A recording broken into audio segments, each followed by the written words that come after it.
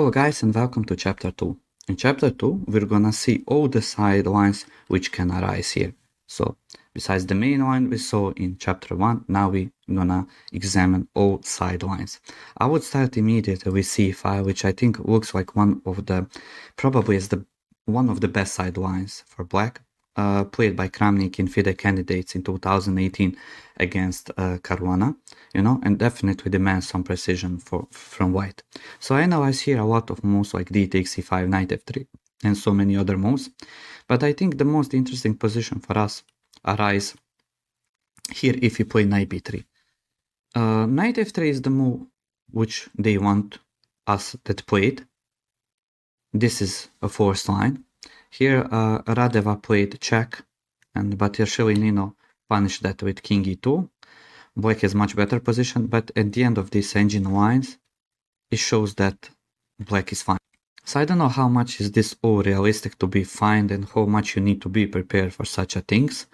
But on some log them, it seems that black is fine after, knight f6 and rook fc8. So instead of that, I think knight b3 gives the best chance to fight for some slight advantage. This is all forced line, and it was seen in the game between Grandmaster Cheng and Salimova, where Cheng played here queen e3. Personally, I think this move is bad, and after knight f6, rook a5, put some pressure on a4. Maybe in the future g5, h5. I think the only one who can play here for the win is definitely black. Bishop e2 here is possible, but I think bishop d3 is most precise moves. Just, looking at the king and maybe prepare some battery. So after castle, bishop c2, followed by rook e1, knight e5. According to engine, we don't have such a big advantage, like 0.2, which I found it's enough. We have small but long-lasting advantage. What is the point? Black succeed in his preparation. He achieved position which is very close to equal, but now the game starts. He always needs to think about this b4 weakness. It's very hard for him to transfer knight to c5 because we also have some knight g5 or queen h3 ideas. So definitely won't be easy for him. In the theory section, you can see all the other moves I analyzed. I think maybe you'll find even some more interesting moves for you. Well, we here continue with two ridiculous moves like knight f6. I don't know what's the point of all of this, but I know that we have healthy center and we have the closed bishop on c8. Knight e7 is important move here because castle is mistake. We have dominant position here, but even after knight e7, I think the castle is good alternative.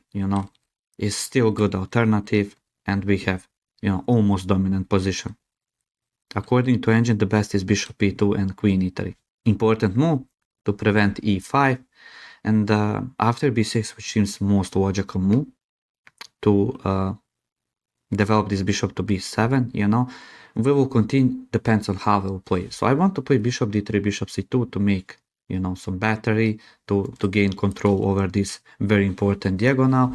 And what is the most important thing for us is on every c5 that we can react with d5, which is popular from Slav defense structures. And if you play knight f6, we can always react with c5. d5 here is not that much important how this closed bishop.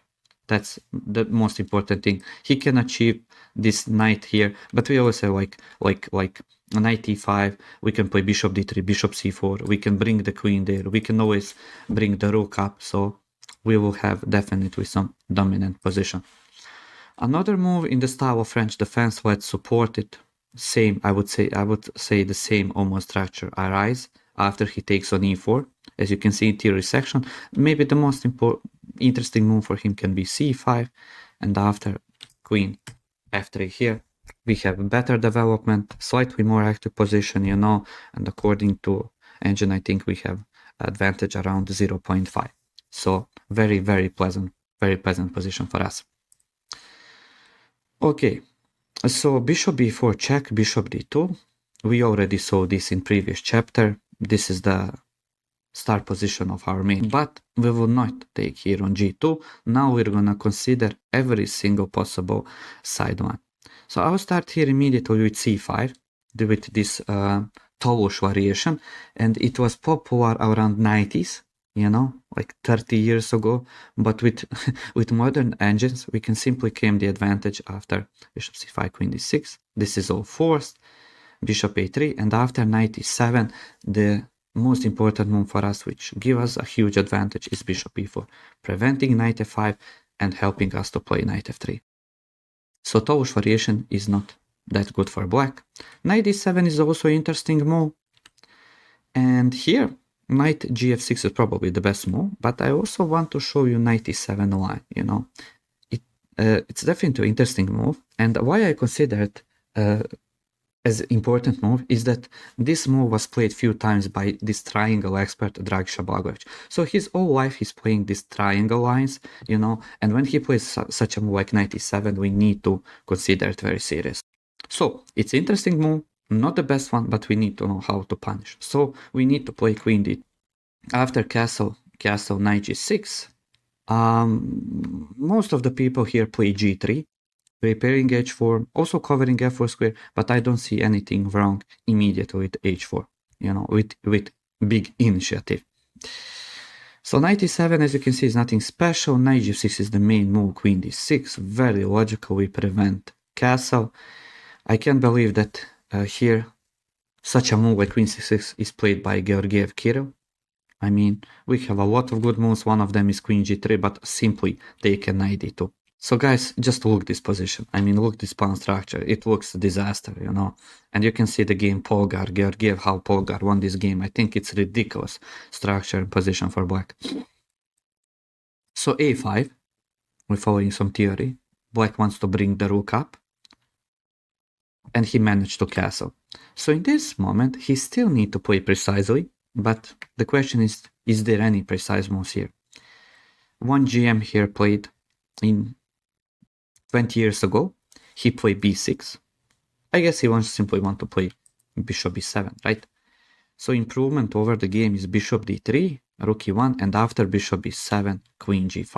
Maybe Grandmaster Lazic thought that his better is strong, but actually ours is much stronger. So queen g5 makes some serious threats around king, but also defense on g2, you know. So according to engine, we have winning position here, plus minus. Just look at this rook on a6. There's so many dangerous threats here, you know, starting with bishop c2, rook d7, or simply knight e5. It's not easy for black to survive this position. e5, according to engine, is better, and it was played, I think, between two FIDE masters, where after this, we simply took the pawn, and we have dominant position. Pawn up, bishop here should be enough to win the game.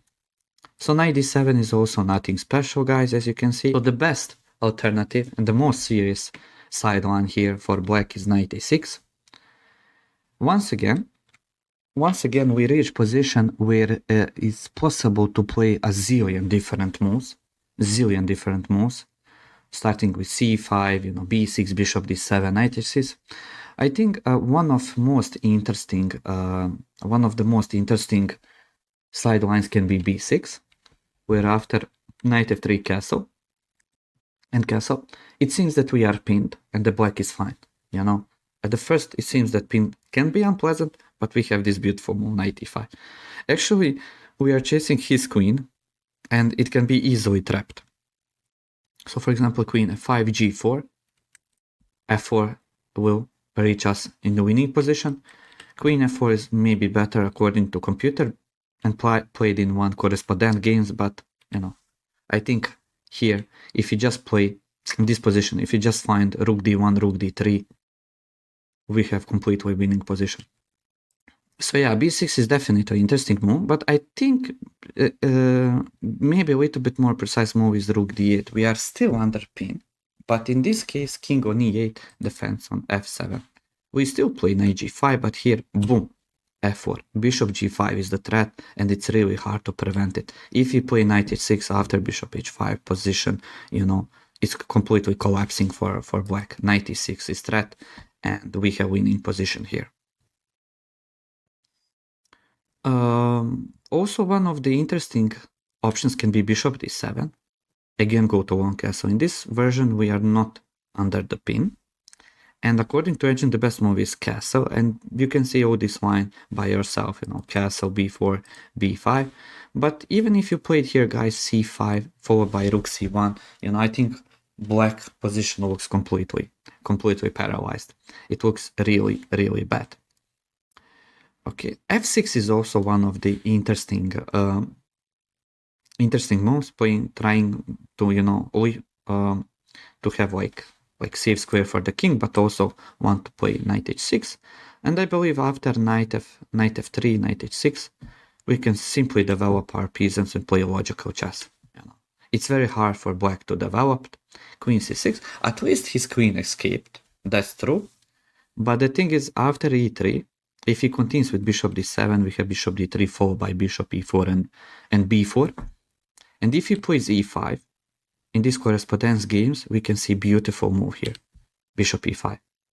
Simply open the position, and after this, we can see how the white win this game. Rook e7, h4. White is completely winning position. Look all these pieces, guys. Completely lost position. So as you can see, all these lines are nothing special. c5 also can be interesting, Bishop d7. Here, I think castle is also a good option for us, but I like knight e5. I simply prevent bishop c6. Why to allow if I don't need? It's not like he can play queen g2. He always has bishop f3 and knight e7. So after knight e7, we take knight e5. At the end, this position will arise. And after f4, we are material up, and it shouldn't be hard to capitalize this advantage. So as you can see, if you just learn a little bit this precise move, you can see that against any single move, b6, bishop d7, knight e7, knight h6 here, we always start with knight f3. And this is good for you guys to learn, because whatever happens, you start with knight f3, and the rest I believe you can find even over the board. But I think this move can be the strongest sideline and very unpleasant. So black wants to play bishop g4 followed by long castle. It's very similar to b6, bishop b7, but bishop on b7 is stuck, while here on g4 is kinda active. Okay, so this is the main position of these sidelines, and white usually played here b4, but I think after knight f6 followed by knight e8 is okay for black. Seems like dangerous position, but according to Engine, is fine. So here I propose to play bishop d3, and after some forced move here, guys, it's very important that we don't take on f7 since he has bishop g4, and he'll maintain equality. So very in between move, intermezzo, bishop f5 and knight f7. Okay, so this is critical position for black. Here people play a lot of different moves, such a bishop h5, played by Aronian and Vallejo pawns, that after we take, simple improvement over the game is f3, followed by rook d1, rook e1, we bring the pieces up, and that's it. In one game, International Master played g4 and he easily won the game, but black missed here knight h6. That's more for equality. In another game, black played knight h6, which I think at the end of this line, it's also playable for both sides, but at the end of this position, which is almost, forced, you see such a this like bishop d3. If you take with rook, your almost rook can be trapped. You see, this is like bishop is trapped, knight is restricted. So this is winning position. So even if you played like Engine, at the end we reach this position. According to Engine, guys, evaluation is 0.2. It's not big, and black position seems okay, but I think it's really unpleasant due to our chance on king side, So he has some chance on queen side, we have some chance on king side. Very unpleasant position, and I'm not sure how much is possible to survive such a position. But even after that, I must say that probably the best continuation for black was recently played by famous grandmaster from Bangladesh. He played bishop e2, and it shows how good he was prepared. So this is the position. g4 is main continuation here. I think even rook d1 here is possible to be played, you know, very unclear position. It's possible to play, but black is a little bit more active here. So I propose here g4. So guys, this is already move 20. So imagine how black needs to be prepared to survive such a position. And even Rahman, who was the only guy who played such a deep moves, even he make mistake here and play knight d6. Because at the first it seems like much more logical move to knight h4. Because what my knight is doing in the edge of the board, you know, seems like here much more logical. But I want to show you that after rook e7, it's very important to play rook d1. And after sequence of this move, we have simply winning position. Okay, like Mohammed Fadah, he played here f4, but I think at the end he missed some chance and the game went to draw. But after rook d7, we threat rook b7, we threat rook h7, h4. We have completely winning position. So instead of that, knight h4 maybe was the best continuation, but even in this position, you know, according to engine, it seems that black has some enough counterplay for equality, but he needs to play a lot of precise moves. If you flip board, I'm gonna give you a few seconds, you know, to see this position and to think, like, is this position I want to play, you know? b4 is in the air, rook d1, rook d7, f4 is coming. There is no... It's not clear where is the counterplay for black, and therefore I think this position is very playable for us, and enough for us to win the game. So that's it, guys, with these sidelines. I hope you're gonna enjoy. I'm just gonna mention one more time, explore a little bit deeper C file. Here I have a lot of different lines I suggest, especially this last position with bishop c2. Get known a little bit with ideas. And the second idea you definitely need to know well known is this main line of the sideline. So this position, try to analyze a little bit with more computer, and I think you're gonna get the same conclusion as I did, that position feels much more unpleasant for black than for white. Okay, guys, that's it with these triangle lines. I hope you enjoy these new ideas, new lines, and I'll see you in chapter 3.